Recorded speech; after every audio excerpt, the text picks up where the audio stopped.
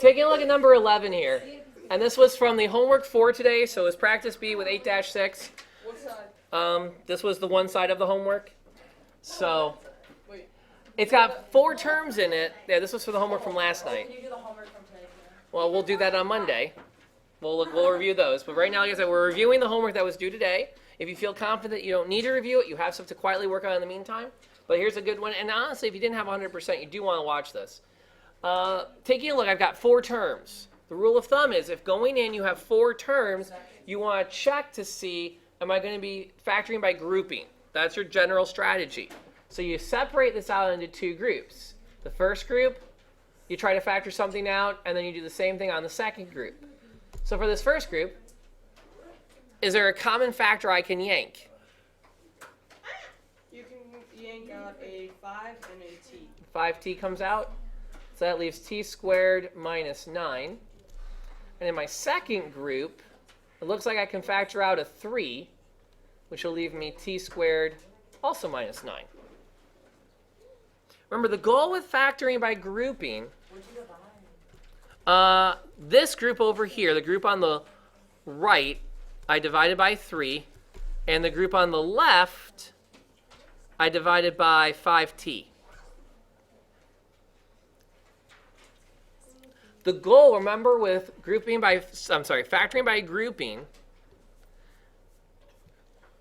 is that you want to try to get a common binomial you can factor out. And so you look at each group, you factor them as much as you can, and then if it's factorable, you will see a common binomial you can yank out. So there's the t squared minus 9, and then what's left is going to be 5t plus 3. And that's from what was left over when I divided out t squared minus 9. Sasha? Why is it plus? Which plus? 5t plus 3. Oh, because there's a plus right here. So then it would just, if it was a minus, it would be 5. It'd be minus. Yeah. Here's where most of you guys stopped when you did the homework. I'm going to go back and go through the stack right now and see a lot of these for number 11. Why does it go further? What's going to happen next? From here? Isn't this the answer? No, we're not done yet. That's the thing. Remember, if you have 4 terms you try to factor by grouping, 3 terms you guess and check to see if you can go further, 2 terms I'm checking for the difference of squares. So when I look at this term right here, is t squared a square? Yeah.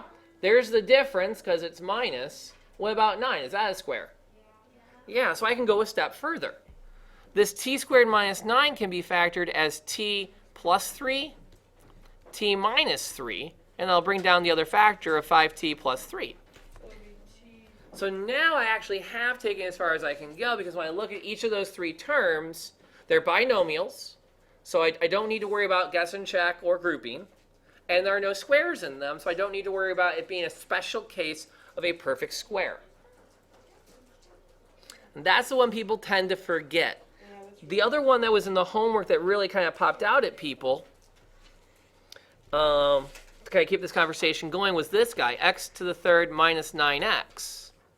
If I factor out an x, and again, a lot of people got there and they stopped. Well, do I have a difference of squares? Yeah.